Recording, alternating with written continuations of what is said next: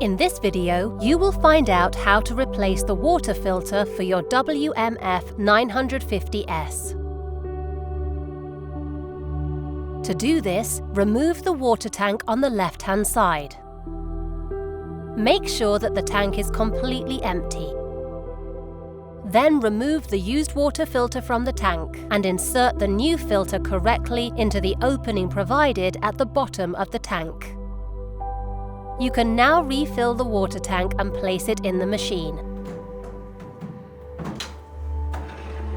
Then open the Care menu item and confirm replacement of the water filter.